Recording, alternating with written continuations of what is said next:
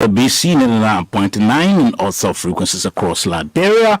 We've been announcing that the Vice President will be here this morning for 2 hours interview, and so she's here already.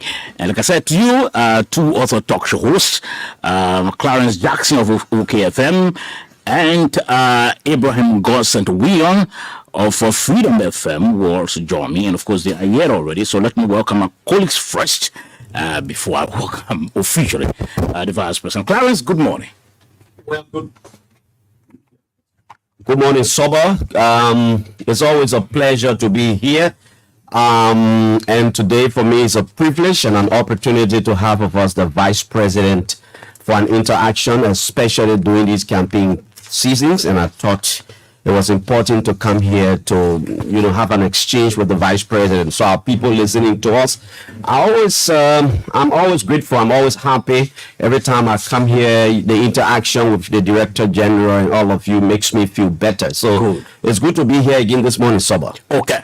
Ebi. Yeah, welcome. Soba, even though we come from the same county, we don't see that much. Yeah. I mean, obviously, I think since when I ever saw the Vice President, we don't see. It's because of our national duty. You need to be paying your courtesy all of the time. I think so too.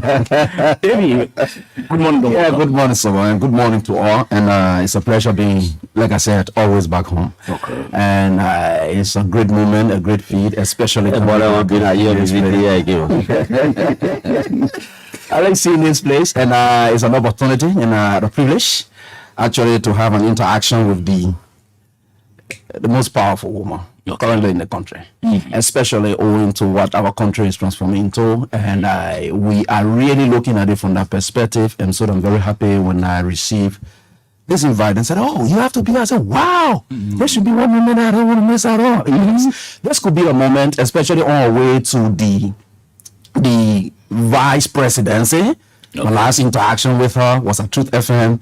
And here I say again, it's just happening almost at the same time. Every time she's about to transition to another level, I have to be the one being there. So you have to be God. So I'm very grateful being here. Welcome. And so let's officially welcome the Vice President. Madam Vice President, welcome. And let me say thank you to you, Soba, to all of my brothers that I haven't seen for a long time. Clarence growing all kind of beard. The political beard. But I'm really happy to be here this morning. I want to thank ELBC for this unique opportunity. I don't take it lightly. Everybody here knows that I try to use the media as strategic points just to add my voice to all of the many voices across our country. Okay. And I want to say thank you to ELBC for the amazing work. The station now is with TV and radio almost across the country. So you see, Liberia is growing. We are getting better, and we just need to continue the work. I wanted to say thank you for this opportunity. Let me also say thank you to all of those who have continued to help our government up to this point. Okay. I remember 2017, like AB said, with all of the contentious issues surrounding the 2017 elections. Okay. A lot of people got involved, all of the members of the Christian community, the Muslim community, Liberians across the length and breadth of our country.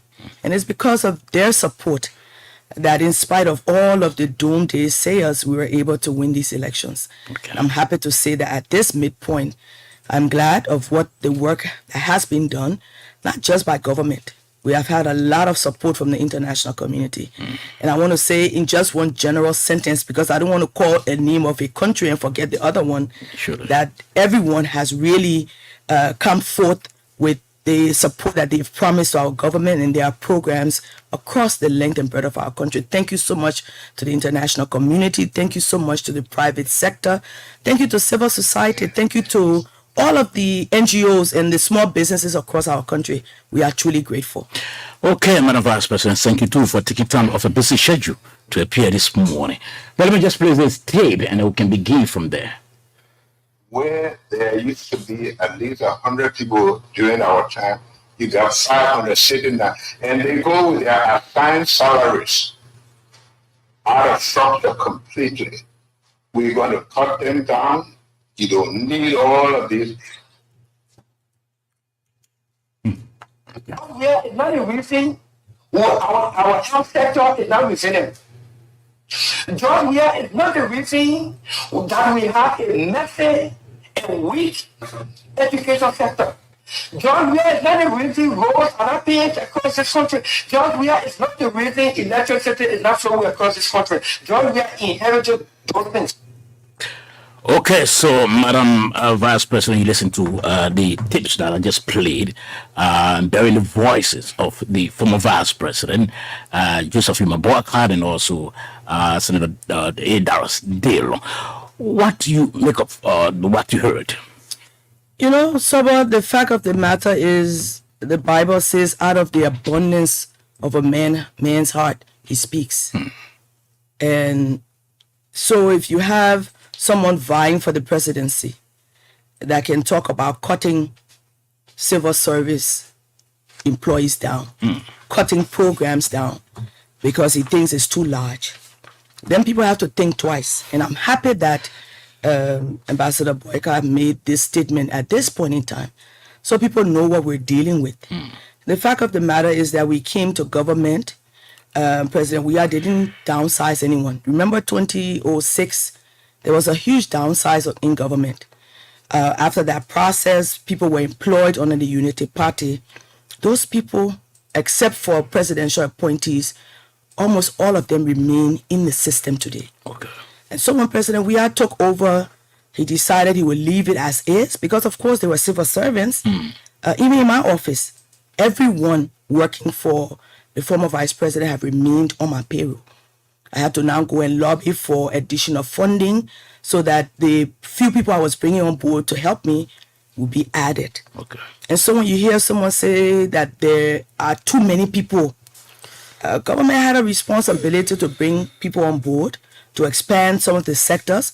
What is good is that I believe everyone has gotten paid up to, we're in what, August? August. Up to July. July. Because the August pay should be in the next few days by the end of the month. So even though we've expanded the civil service payroll, we've added doctors, we've added nurses, we've added teachers, President Weah and this government has managed to keep them afloat.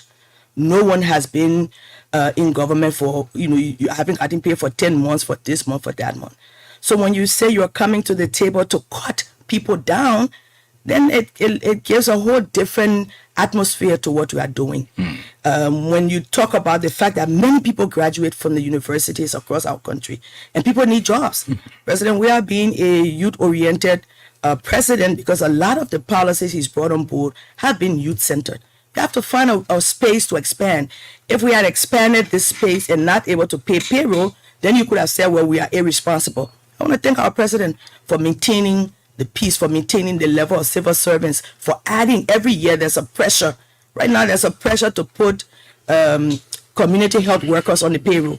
There are almost 5,000 community health workers that form the bridge between the hospitals and the community. Because even though we've built a lot of hospitals, there are still places where you don't have it. So the community health workers are our information sensors, and they're across the country, about 5,000 of them. We are now trying to find a way to put those people on board. So I believe former Vice President Boyka again has, when you speak, you make a policy. His policy is that government is too large and he will cut it down. So civil servants, all of those who are sitting on the sidelines, need to think about it. And let's move on to what Senator Darius Dillon said. And he's right. We got elected. We picked up government from where we had it. The point of the matter is there were challenges. But I believe after 5.5 years, President Weah has lived up to the challenges. And that is what we'll talk about this morning. So I'm happy that those two voices really set the basis for our conversation this morning. Now, on the Vice President's comment he made, Madam Vice President. Former Vice President. Now, do you think... I know, very well. Now, do you think it shows a great deal of insensitivity on his part to talk about cutting down? The point of the matter is that taking from the biblical perspective, there are times and seasons in our lives. And every 10 years is a change from a child to, an adult, to someone who's responsible. And by the time you get to a certain age, you should be talking about retirement. Sure. And I believe Former Vice President Boyka had his time. He spent many years in government before. He was vice president for 12 years. And if he can say two things, that they squandered the opportunities and that he was a parked car, at this age, what do you expect to achieve? And so he's out of touch with the realities. Our population continues to grow. 60% of our young people, the population makes up 60% of our young people. They are teeming, they are across the country. They want new opportunities so that they too can step into their future. Okay. So for someone to sit on a panel and talk about what their plans are for Liberia, and the first thing you can say is that you will cut down civil service. That means if you're cutting down civil service, you'll be cutting down maybe the WIAC programs that the president has brought on board. You'll be cutting down the incentives for doctors, because it's a whole policy that he has now put in place. And I think he's out of touch with the realities of our country. And I think it's time really for him to retire. But what he has said should set the basis for our people to hear from himself what his plans are. Okay. Okay. Yeah, Madam Vice President, you sit in a position where when the Vice President speaks, I think it's at an equilibrium where it is a vice to vice, because he served as Vice President before you serve in a position currently. And you talk about his statement about squandering opportunities and talking about his plans were he to become president, how he will cut down. In your role currently as Vice President, the position you hold, is it very possible for one to be occupying such position and be very much inactive and, of course, amounting it to a race backer? And if not, then what are some of the activities you are involved with that are making you to be very supportive of the president whom you are vice president? The first thing I did was to look at the role of the vice president. Okay. And over the past 170 years, the role of the vice president has been a subtle role. People have played a subtle role. But that is not what the Constitution says. The Constitution says you will be head of the Senate, president of the Senate, and you will aid the president in the discharge of his duties. And I believe being a female changes the dynamics in a lot of ways, because I have not been a parked car. One thing that I did significantly was to go across the 14 counties. I didn't go to Bapolu because time caught up with me. It's taken me more than a year and a half. I engaged people. I had conversations with the young people just to hear from them, see what's going on, see what the needs were as we were going forward.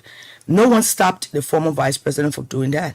He would come to Bon County and pass through and go straight to Foya. He would go to Bomi and go to his farm. He never engaged people like he should. And I don't think Madam Ellen Johnson Sirleaf prohibited him from doing that. Unlike former Vice President Boyka, he had sectors, large sectors under his control. I'm operating with the Ministry of Youth and Sports. I'm the head of a program, the Youth Empowerment Program. Out of that, I'm responsible for the group of 77. Now the disabled people are in two groups. There's a union of disabled organizations, and that is headed by Ambassador Pebe. But a group of 77 are set up under the structure of the Office of the Vice President in the 70s. 77 women got together to find out what they could do to help. I've been doing that. But in addition to that, I've been very vocal on issues, whether it's rape, whether it's murder of women. I haven't just sat in my office when things come about and say, okay, I can't speak. And I want to thank President Weah for giving me the space to add my voice to some of the issues that have been going on. Over the last few months, I've visited farms to see what the impact of the agriculture project is. Whenever I come back from any of these trips, I do a formal note to the president, what I've seen, what I think he can do more. And I think that is my role. Not to just sit in my office. I've represented government at many places across the globe. And I've been involved with women empowerment for many, many, many years. This position has allowed me to expand the work that I've been doing. We have more than 4,000 girls across Liberia that I've been responsible for 22 years. And so I haven't sat silent. Because of my voice coming from the Senate, there's so many invitations to speak on so many issues. So I get a chance to add my voice to the issues. And so I haven't been a parked car. I want to thank President Weah because he realizes that the work is in bits and pieces. The cabinet does is he does what he is supposed to do. The security sector, everybody is involved at different levels. But he has allowed me, as the first female vice president to play a role that has not been the role played by vice presidents before me. And so I want to appreciate him this morning. Okay, so let me now bring you to the main reason for which we are here, Madam Vice President. The country is politically charged now. Your administration is running for a second 6-year term, asking the people to give you another mandate so you can run the country for 6 years. Now, generally, what country did the CDC, the coalition government, really inherit? Just bring us up to speed with that. We'll talk about the specifics, but not generally yet.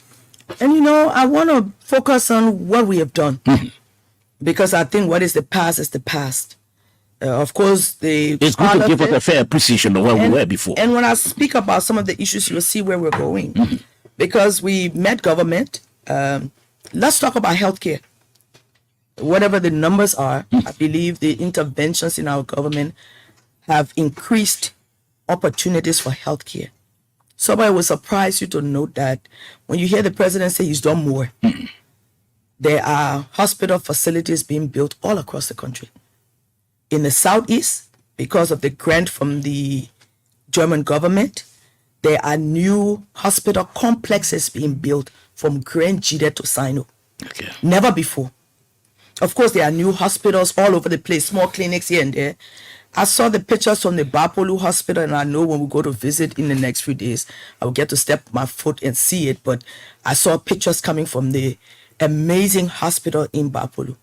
And I was on the Senate floor one day, and the senator for Bapolu, not former Senator Nitin, I want to give my sympathy for his loss. Okay. Raised the issue that, we're building all of these hospitals, how we pay for it? And I said to her, that is your job, because the budget comes to the legislature. But you have to be thankful that a place like Bapolu, that wasn't even on the mainstream of development, can now have a major modern hospital. And that is the case across the country. Hospital facilities are being built all over. There is a plan, and I think they're just looking for the land for an infectious disease hospital.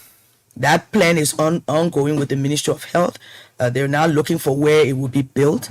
There's a major hospital city that will be coming to Bong County, the lower part of Bong County. Hospital city that will include not just medical facilities, but training facilities for doctors. So look at the spear. Today, Bong County has the CB Doma that was just a small clinic. Today is expanded. Government has provided funding now to, it's not just a hospital for women, which it was before. It's a hospital that can take care of any illness, because that is our hospital. Phoebe, though the oldest hospital, one of the oldest in the country, is there, but it's a private facility, though government pays more than 90% of the bills at that hospital. People still have to go and pay. So CB Doma is our hospital in Bong County.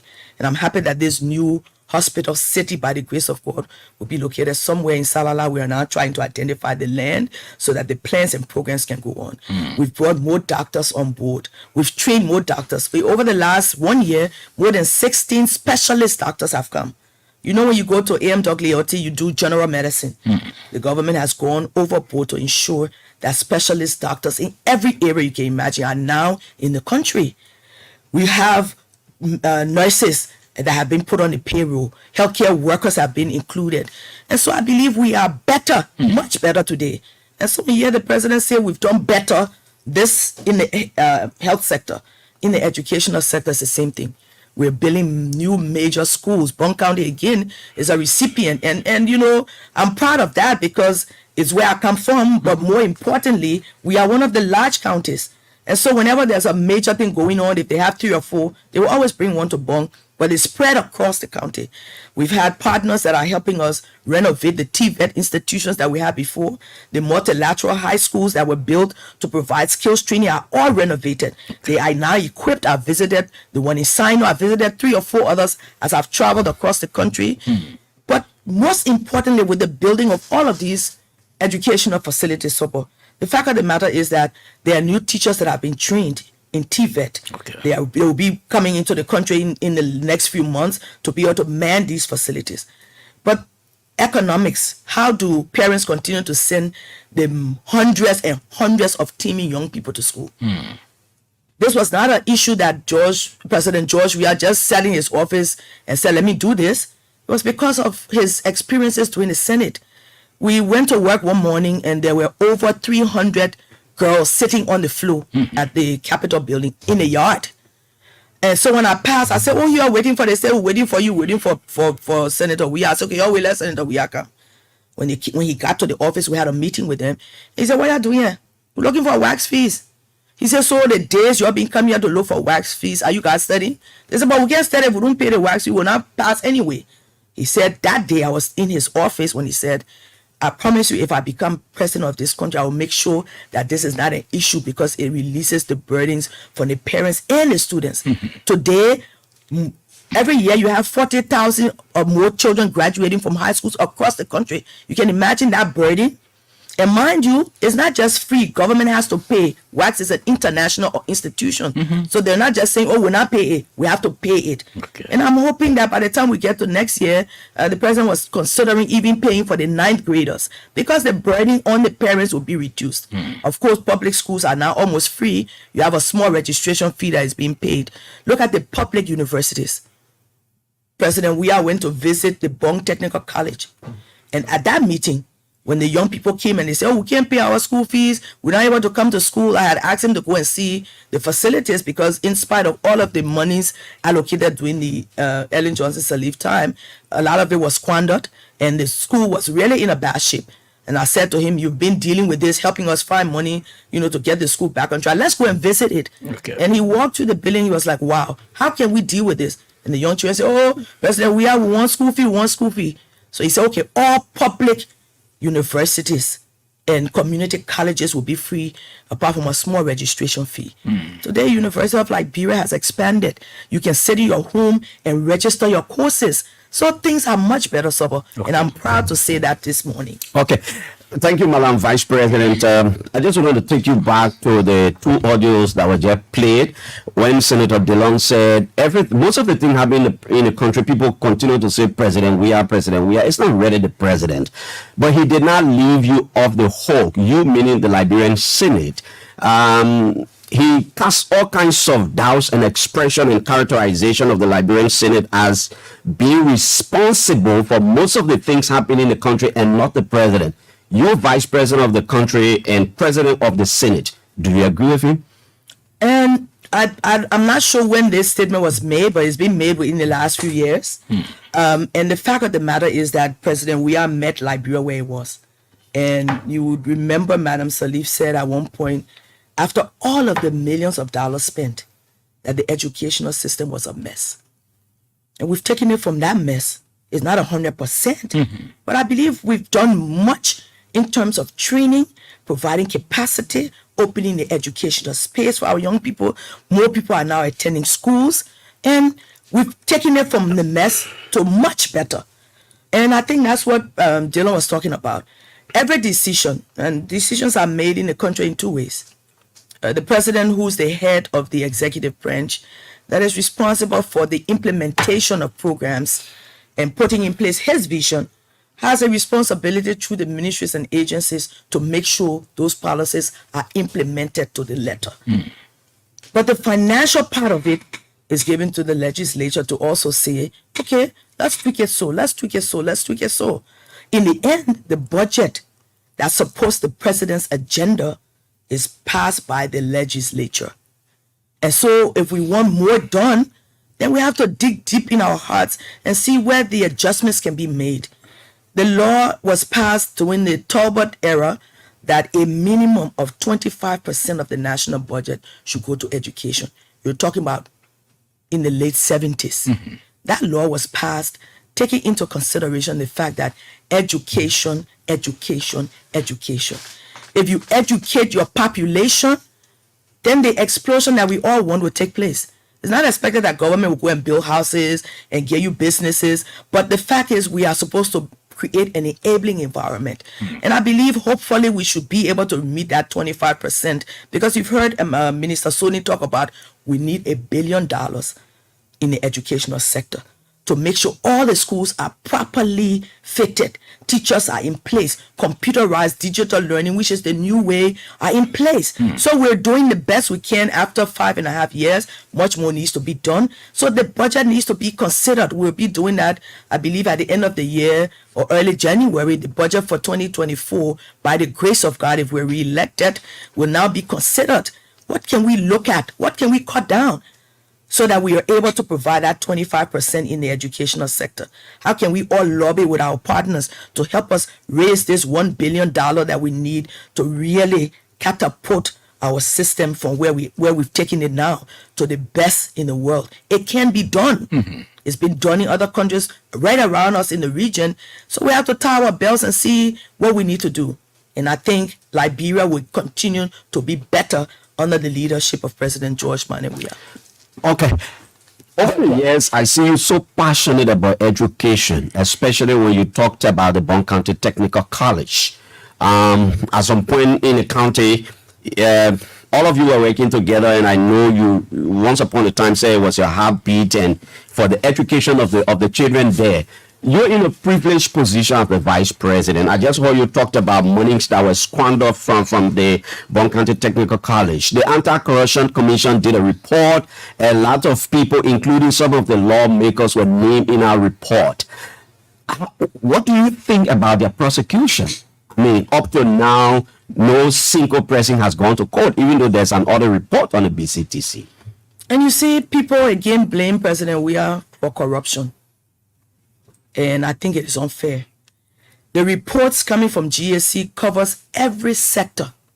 There are reports, let me say, from 2010, 2011, 2012, 2013, and there are reports now in our government.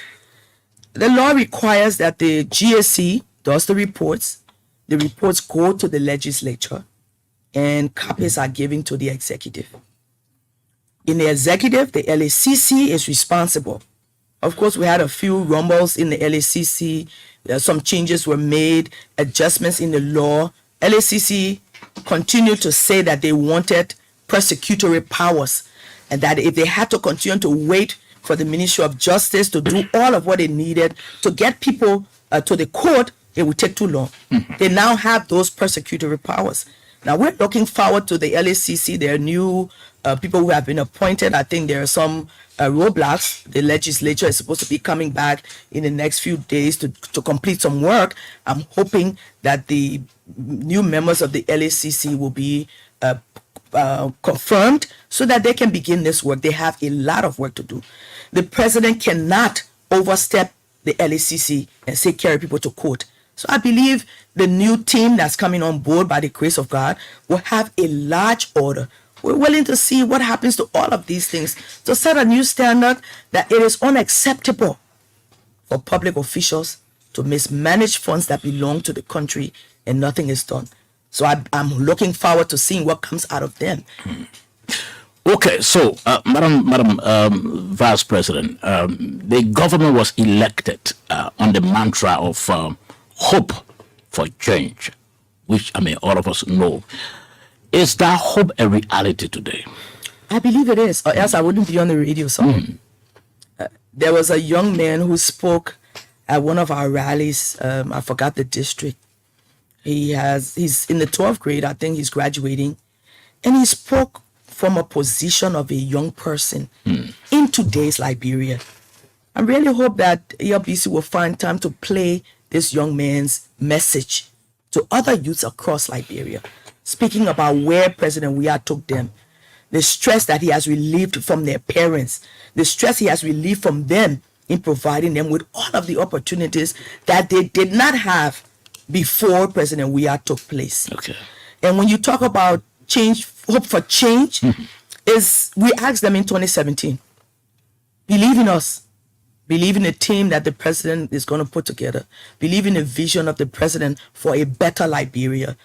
And that hope is being translated into all of the goods you see in the agriculture sector, in the health sector, in the education sector, in the infrastructure sector. That's a whole different conversation. But the fact of the matter is, I believe that the hope that people had in 2017 remain today. especially when you talk to young people. When you talk to market women, there are amazing markets being built all across the country. We're taking our women from in the mud into decent places where they can sell. The money has been provided at some level for them to be able to redo their businesses and become stronger. That is government's role. So I believe that we have kept that promise going forward. The president is clear. I hope that you can trust, because again, he has done the things that he had promised, and we are working on it. We pray that everybody will see fit to re-elect President Weah for his second term, because he has committed himself and he has done some of it. You can determine what a man would do by his past. If someone has never stepped into the presidency and they're standing on the sidelines and saying, oh, we'll do this, we'll do this, we'll do this. President Weah has stepped into that space, a very critical space in this critical time in our nation. He has proven beyond all doubt. You know, when we started, in fact, 2017, there were some rumors if we elect President Weah, war will come to Liberia. Let me thank the people of Liberia, because war is a condition of the hearts of the people. If the people get up and say, well, we're not satisfied, we want to turn things around, nothing you can do. I want to thank the people of Liberia for being stable and saying peace is better than war. This year, Liberia celebrates 20 years since the crisis has ended. And we are better off today. So that rumor that was spread so that people would never give President Weah a chance has now been debunked. That he has kept the peace, he has kept us stable in spite of challenges. The government has maintained a posture of peace. And as he said a few days ago when we went to talk about the 20 years of peace, that he will continue to speak about it. He will continue to do what he can to ensure that we remain peaceful. Without peace, there will be no development. So it is inherent on every one of us, all of our young people that are so exuberant in the field, to continue to maintain a posture of peace. We can argue about the positions of our candidates. We can argue about what we would like to see, but as you're talking, nothing should go to the point where people have to lose their lives. It is not worth it. Liberia is what we should be interested in, how we can take it forward. So when we talk about hope for change, I believe he has kept the faith, and he's now saying to people, hope you can trust. I'm in this position. This is what I'm doing. I'm moving forward. I'm building roads. I'm doing all of the things that any government is supposed to do. Do we see him and forget all the noise? There's a lot of noise on the radio. So now people are beating war drums. You will hear some representatives come and say, if the president wins on the first ballot, they will go back to the bushes. I believe something has to be done, because we don't want that kind of a situation. We have moved from that position. I don't think any Liberian, whether you are in Butuo or in Yela or in Cape Mount or in Grand Jide, wants war. And so what do you think needs to be done? Well, we need to keep hammering this. I think the international community has set some standards that if anything happens, people will be held responsible. So I believe something should be done to these people who keep saying this. You will remember that if something happens in the CDC, perchance there's some altercation, everybody will condemn. But when someone like Representative Yakia Koluba gets up and says, if the president wins on the first ballot, war will come to Liberia, nobody from the opposition says a word. So that means that that's what they are thinking. And that's the reason why none of them should be elected. Do you think people should be picking up, the government should be picking up people who are making all those sort of incendiary comments? President Weah, again, in his government, decided to get rid of all of those laws. That anybody can speak anything. And no one is held responsible. But I believe when you are a national figure, whatever you say, you have to be held responsible for those thoughts, for those words. And so I'm looking forward to the condemnation from if those who are in opposition are serious about peace and they want us to go through this process peacefully. Those in their midst that continue to make this the noise that is making everybody alarmed, they need to condemn it also. Not just when something goes wrong in government, because Yaka Koluba is a part of government. And I know you're getting ready tomorrow, of course. I don't care. I know that Liberians will make a difficult decision. That difficult decision will be to bring people on board that can continue the sphere of peace, development, and raising the lives of our people. And so I'm not worried about the things that he says. That's why he's not a good representative. I will not curse him. I will not be rude to him because it's not in my character. But I think the international community who is with us in this process must begin to look at these noises that could cause problems. And then those in the opposition must condemn it. I'm waiting for former Vice President Boyka to condemn his candidate or Alexander Cummings to condemn his candidate. We are not going back to war, Sobo. Last night, before we get out of this war issue, which is so important, because we must maintain the peace in order for the work that the President Weah has done to go forward. I saw this strange video of someone from the U.S. talking about the fact that the president is training mercenaries. The president is about to cheat in the elections. All kinds of news is flowing around. And I was really sad. What is all of this noise? Did President Weah bring war to Liberia? No. The warmongers are still in the elected places. They're sitting amongst us. They are the ones, every now and then you hear them make some kind of funny noise. But he hasn't been responsible for the things that have brought our country to where we were. But in his private role, he contributed to the peace and security, down to disarmament. So do you think President Weah, as a sitting president, will go and bring crisis? I want to thank him for going to the people in this process. People are saying, oh, why is he walking around? He's rallying his people so that when the president wins on the first ballot, nobody will say he cheated. We went to a meeting with the international community, and one of the candidates said they want to ask the international community, what if the election commission cheat? What will be done? And I was appalled. And I said, other people spoke about it, but I said, why are you raising this issue? The system under the National Election Commission is a free, fair, and transparent system. Everyone that will be taking part has a role to play in securing your votes. So send your people to the process. If there is anything wrong at that process before the final tally is signed, if you have a problem, you should note it there.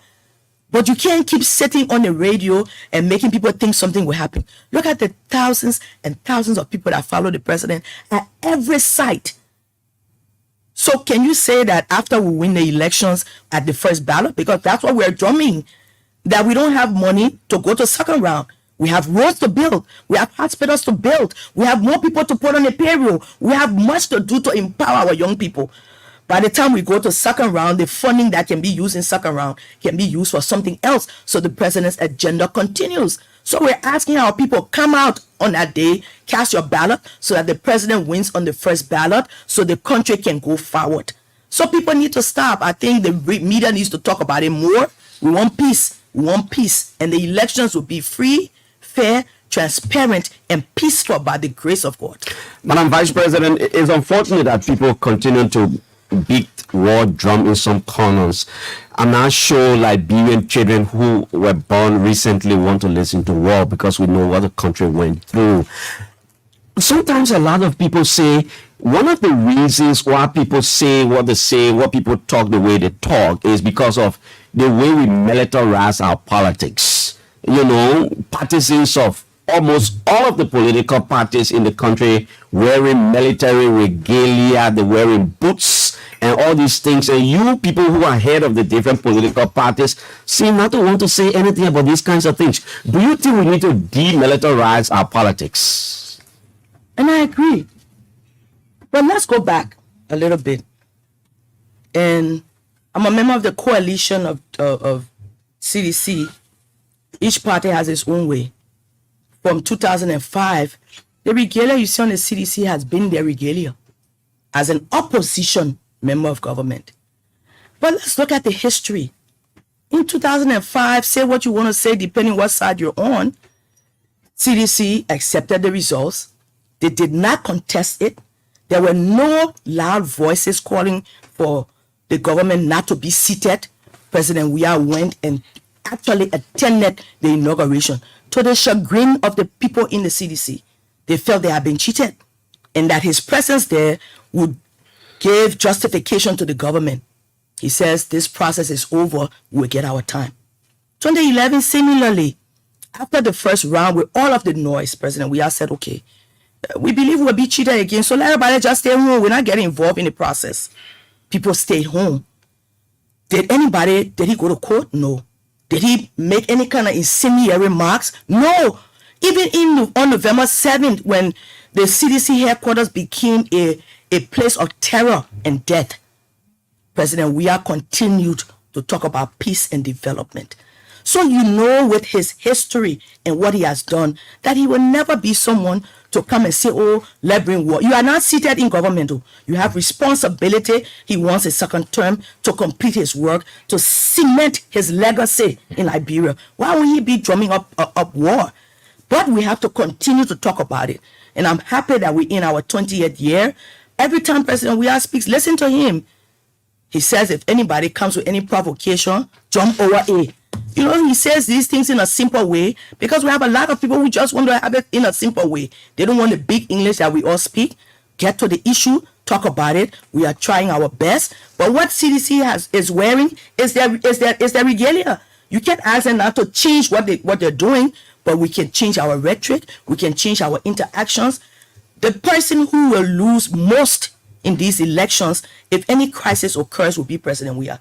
So he is aware of it. Absolutely. He has a responsibility, and I think he's doing his very best to ensure that there will not be crisis coming from our end.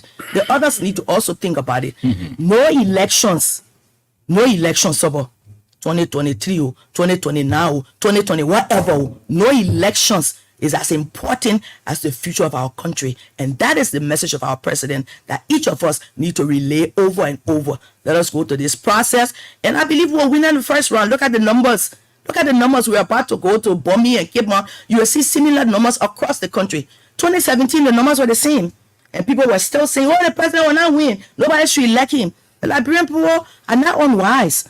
They know that he is a son of the soil and that his interest is in lifting the lowest level of our people. That is why these policies continue to be put forward. Okay, winning is one thing. Being inclusive is another thing. And currently, as we speak, when the president took over, your critics are heavily running with it. That indeed, from the start of government, even up to now, it had been all Southeastern affairs. You have the pro-temp from the Southeast, the speaker from the Southeast. Though President Weah represented the people of Montserrat County, where you have to trace his origin, that could also be tied to the Southeast. With all of this, what's your opinion about that? In what way is it affecting governance, if it is true? I believe we have been inclusive. If you have a government full of unity partisans, because everybody became civil servant, Okay. there are many people from the United Party in government. That is why I'm on the radio this morning. Sure. Because their candidate is saying he will cut down everything. If the president remove wax fees, for example, so everybody will suffer it. Those who have money will continue to pay it. But the common citizens, which include people in civil service, they will suffer it too. They will bear the brunt of that. And so they have to consider where they are. President Weah has been magnanimous. When Madam Salif took over, she cunningly did downsizing. Everybody were removed, and she brought on board all the United Party people. We didn't do that. We said, okay, let's find an expansion in the space so that those who have come on board will be able to work. So when people say, oh, you know, it is not inclusive, I don't know what they're talking about. Across the sectors of government, President Weah went to the second round in 2017. And so he had to make deals with many persons. Look at how much was given to MDR. There were ministries and agencies. In fact, if someone died, unfortunately, from one of those positions, they waited for the MDR people to send a replacement. That wasn't done for MPP or for LPDP. The MDR of Senator Ben Johnson? Yes. They had specific allocations. Preferential treatment of such was given in MDR. He came to us in the second round, and the president gave his word that he would give them certain things. And those things have been given. So to see some people today who have benefited making this noise, I think we just need to look at the realities. Our government is inclusive. When President Weah goes and pays school fees for children to go to school, does he ask them what party you are in? In fact, he's now coined a new term. Okay, the seditions, you all will be on it, but the reactions. Oh, look at him. What are you talking about? He said there are many people who just want to vote for me. They won't be in CDC, which is the truth. There are many people as we travel across the country. We're not in your party, but we're getting our vote to President We Are. There are many independent candidates today that have pledged their support. I'm independent. I'm running. I hope I will get my seat or retain my seat. But my pledge is for President We Are and Jewel Taylor. Those people are not in the CDC. Okay. And so when somebody talk about inclusiveness, I was a member of the Unity Party government as an opposition senator. Yeah, Clarence Jassy, right here. Even you, AB, were there. The hell I faced. Nobody faces it. When you go to the president, only the people, they are all Liberians. I will go to visit some districts. When I leave, everybody in local government will be fired as senior senator. Is that happening today? No. Is the president hammocking people for talking? In fact, I don't know where he gets his thickness, but I'm learning. Because when you get up in the morning from one cause to another cause to another cause. But what we are doing is, by the words that we speak, we are affecting the dynamics in the spiritual realm of our country. And so all of these negative things that we're talking about, how do you transition it if you want your government or your country to go forward? There have been many presidents, many presidents. But I believe President We Are is the most inclusive. He's concerned. Even now, he's still talking to political parties. So why do we have 20 political parties? Why? I tell you. A small country of 5.3 million people in the great United States, in Ghana, right next to us, they got 2 major parties. Are the ideas different? No. We all want the same things. But what we have 20 parties? President We Are is still in the background talking to all of these people. Let's get together. He's not talking to them because he doesn't want them to contest. He wants to unify the country. So if we have the same ideas, come and join us. When we win, there is enough for everybody because his interest is not in CDC. You know, if I start talking about how many times I pay for job for MPP, that will be different. He keeps saying there are many more people there. There are many more people there. It can be BCDC and MPP and LPDP. How about the other people? Yeah. So for me, people need to stop spreading these false stories because the reality is the reality. Madam Vice President, still on inclusivity, like AB just said, maybe it will just be a follow-up. Now, you are from Bong. When President Weah took over in 2018, he appointed a cabinet, and I'm inclined to think that it was part of people like you influence that a Bong County citizen was named the Minister of Aquaculture. 2 years later, he was dismissed, and up to now, some of the citizens, some of your people think that you have not been as influential as you're supposed to be to ensure there is another citizen of Bong County in the president's cabinet. Does that worry you? Not really, because when the president gets elected, he's president for all. And let me give you a few critical examples. How did we end up in 2017 with a deputy speaker of the House of Representatives from Bong County? What was done with that job? Do you know what it means to be deputy speaker?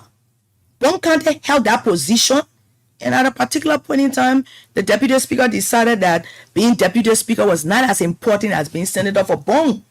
So we lost that space. However, when you get into the legislature, they are lobbying for many things. Those who have the greatest lobbying power will get what they have. But there are many Bong County citizens across the different specters, deputy ministers, assistant ministers, a lot of Bong County citizens across the government.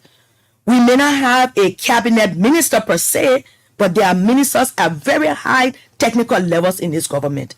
You could come up with Kid Mama and say, oh, we ain't got nobody too. I believe as we go forward, President we have a chance to consider everything. There will be new elections for all of the positions. President is interested in the Liberians who are capable. Yeah, today we have a speaker who comes from Maryland. We have the president pro tempore who comes from Grand Crew. We have the chairman on executive, which is the second person in the Senate, who comes from Montserrado. Let's look at the leadership. We have the rules, order, and administration, an opposition senator who comes from Grand Bassa. But people like to pick on one thing and spread it. Look at the spread of the leadership across the entire legislature. And you'll see that there are people representing different counties across our region. So I don't think that it's just a southeastern government. I believe in the legislature, nobody can determine who will be because there are lobbyings that go on and all kinds of other things. But Bonkante lost a strategic position. What should we say? For somebody else? So we'll keep going on. I still want to understand this issue about the toss of inclusiveness and Southeastern government and so forth. Looking at the CDC government, there are some paradigm shift in inclusivity from what I've seen so far. When we talk about inclusiveness in government, what is that understanding? Is it about personnel inclusivity or the issue of development inclusivity? Where are we heading with all of this? And there are two. Yeah. There are two. Mm-hmm. Let's talk about the inclusivity of government doing projects and programs across the country. Okay. And I think President Weah doesn't look at whether it's Pele people or Loma people or Kisi people. There's a development plan. He's lobbying with his colleagues. Someone will say, okay, since the government is taking the road from Salaye all the way to Vonjima, the stretch of road from Vonjima to Menikoma is missing. The Qatari government said they will complete it because we should be working towards making sure that our country goes to all of the bordering towns. That's an ECOWAS regulation. So in terms of fulfilling, you have to look at all of the regulations, not just, what Bonkande want. We're in the center and we have a few border points, but the major border points are to Cape Mount to Bo,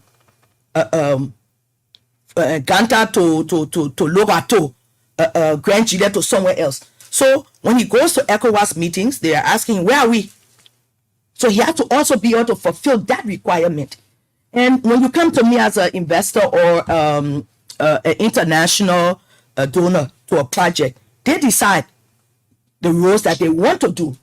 So he can't force them to say, let's do this.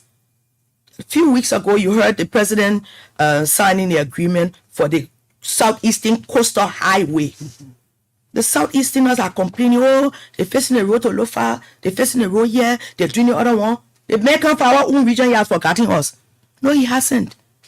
We agreed that the coastal highway, not just one small road into River G, is necessary. The coastal highway is millions and millions of dollars. Today, the arrangement is that we go from Buchanan to Cestus, from Buchanan to Greenville and on. The road now, thankfully, and that was his promise in 2017, will ensure that we have funding to do this road. When you get into the southeast, the Maryland corridor was done, but the other corridors is what the president has been looking for funding for. And he didn't want to do it in bits and pieces. It was delayed a little bit, but I'm so happy that as we go to the southeast during the next couple of weeks, he cannot tell the people of the southeast, I didn't forget you.